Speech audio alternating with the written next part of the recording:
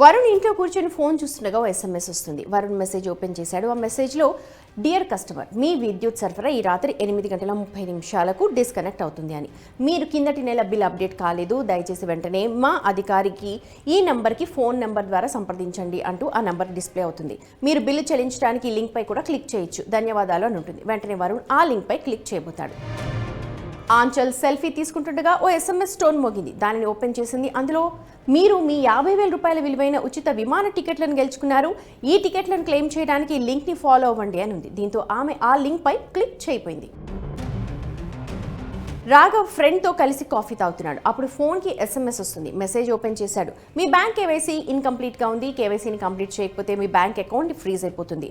వెంటనే రాఘవ్ ముఖం ముడుచుకుపోతుంది. ఆ లింక్ పై క్లిక్ చేయపోయాడు.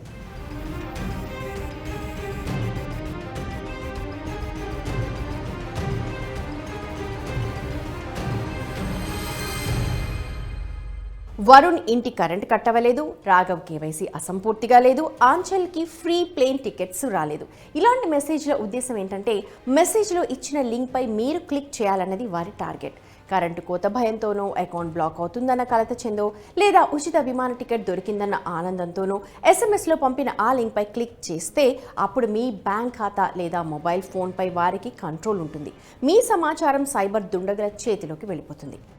SMS ద్వారా జరుగుతున్న ఈ మోసం పేరు స్మిషింగ్. ఇందులో ఫ్రాడ్ SMS కూడా ఉంటుంది. కొన్నిసార్లు లింక్ పై క్లిక్ చేయడం కోసం మీకు ఆకర్షణీయమైన ఆఫర్లు ఉంటాయి. కొన్నిసార్లు మీరు బ్యాంక్ విచారణ లేదా ఆదాయ పన్ను నోటీసును అందుకోవాల్సి రావచ్చు. మీరు క్యూరియాసిటీతో క్లిక్ చేసేస్తారు. కేవలం SMS ద్వారా ఈ తరహా మోసం జరుగుతుందని కాదు, ఈ రకమైన మోసం మరో పద్ధతే విషయం. దీనిలో స్కామర్లు కాల్ చేసి ఆపై మాటలు కలిపి వినియోగదారు నమ్మకాన్ని పొంది వారి బ్యాంక్ ఖాతా నంబర్, OTP లాంటి సెన్సిటివ్ ఇన్ఫర్మేషన్ని తీసుకుంటారు.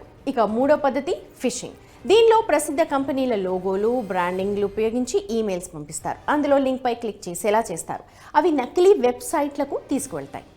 వాస్తవానికి ఇవి సోషల్ ఇంజనీరింగ్ దాడులు. ఇందులో నకిలీ మొబైల్ టెక్స్ట్ మెసేజ్లు అంటే SMSలు, కాల్స్ లేదా ఈమెయిల్స్ ద్వారా ప్రజలను మోసగించి మాల్వేర్ను డౌన్లోడ్ చేయటం, సున్నితమైన సమాచారాన్ని షేర్ చేయటం లేదా సైబర్ మోసగాళ్లకు నేరుగా డబ్బు పంపడం వంటివి చేస్తారు. మీరు లింక్ పై క్లిక్ చేసిన తర్వాత మీ ఫోన్ లేదా సిస్టంపై సైబర్ దాడి జరుగుతుంది.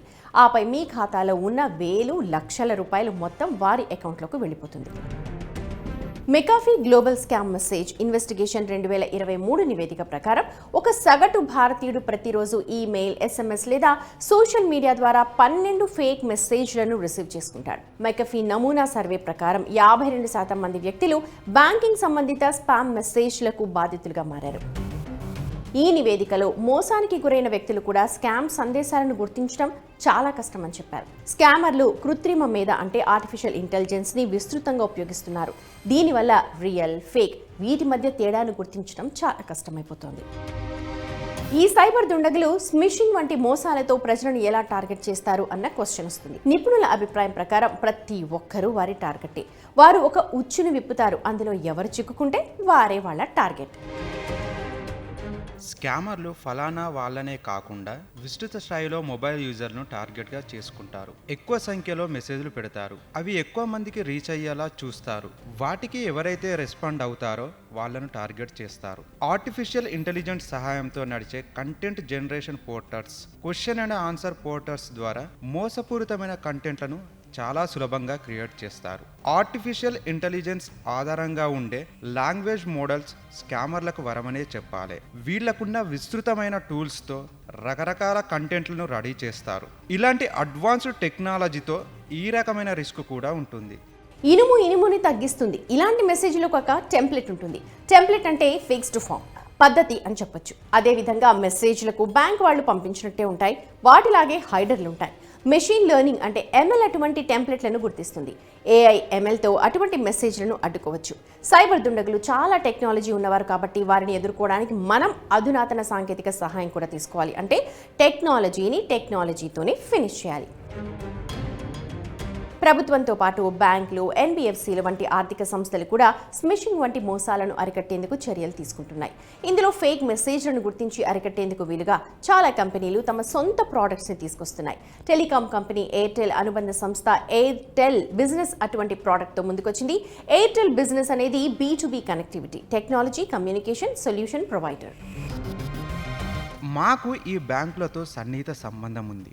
వారి ఆపరేషన్స్లో స్పామ్ అండ్ స్కామ్ను అర్థం చేసుకోవడానికి వారితో డైరెక్ట్గా ఎంగేజ్ అయ్యాం. ఈ సంఘటన నుండి నేర్చుకోవడం ద్వారా ప్రతి బ్యాంకు అవసరాలను బట్టి పరిష్కారాలను రూపొందించాం. మా విధానంలో బ్యాంకుకు మా సంస్థకు మధ్య డైరెక్ట్ కనెక్టివిటీ పైప్ లైన్ను ఏర్పాటు చేస్తాం. ఈ పైప్ లైన్లపై పూర్తి నియంత్రణ ఉంటుంది. ఇన్కమింగ్ అవుట్ గోయింగ్ డాటా చట్టబద్ధతను నిర్ధారిస్తాం. దీనివల్ల అనుమానాస్పదమైన యాక్టివిటీని గుర్తించి దానికి అనుగుణంగా చర్యలు తీసుకోవడానికి అవకాశం ఉంటుంది. టెక్నాలజీ కనెక్టివిటీకి సంబంధించి బ్యాంకులకు మేము సహకరిస్తాం. బ్యాంకుకు దాని కస్టమర్లకు మధ్య రక్షణను కల్పించే వెబ్ ఛానల్ కమ్యూనికేషన్ను ఏర్పాటు చేయడంపై దృష్టి పెడతాం.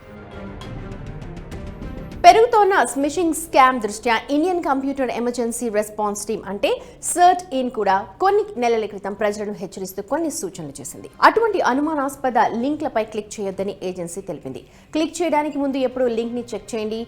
ఫోన్ లేదా ల్యాప్టాప్లో ఎప్పుడు అప్డేట్ అయిన యాంటీవైరస్ ఉండాలి. యాంటీ మాల్వేర్ టూల్స్ని కూడా ఉపయోగించాలి. మీరు ఏదైనా బ్యాంక్ లేదా ఇతర సంస్థ నుండి వచ్చినట్టు క్లెయిమ్ చేసే ఏదైనా అనుమానాస్పద మెసేజ్ను రిసీవ్ చేసుకుంటే వెంటనే సంబంధిత బ్యాంక్ లేదా సంస్థను సంప్రదించి ఆ మెసేజ్ గురించి అడగండి. ఈమెయిల్, బ్యాంక్ అకౌంట్ కోసం మల్టీ ఫ్యాక్టర్ అథెంటికేషన్ ఉపయోగించండి. డబ్బు మీదే అయినప్పుడు దాని భద్రత, బాధ్యత కూడా మీదే. SMS మోసం కావచ్చు, కాల్ చేయటం లేదా ఫిషింగ్ మెయిల్స్ ద్వారా విష్ చేయటం కావచ్చు. వీటిని నివారించడం కష్టం కాదు. మీరు అప్రమత్తంగా ఉండాలి. దానికోసం మీరు ఎప్పుడు మెసేజ్ హైడర్ని తనిఖీ చేయాలి. బ్యాంక్ లేదా ఏదైనా ప్రఖ్యాత కంపెనీ నుండి మెసేజ్ ఏ మొబైల్ నంబర్ నుండి రాదు. మెసేజ్లో ఏదైనా యాక్షన్ కోసం అడుగుతున్నట్టయితే అలర్ట్గా ఉండండి. మీరు ఏ విధంగానైనా సరే మరింత జాగ్రత్తగా ఉండండి. ఈ విషయాలను దృష్టిలో ఉంచుకొని అలర్ట్గా ఉంటేనే సేఫ్గా ఉండగలం.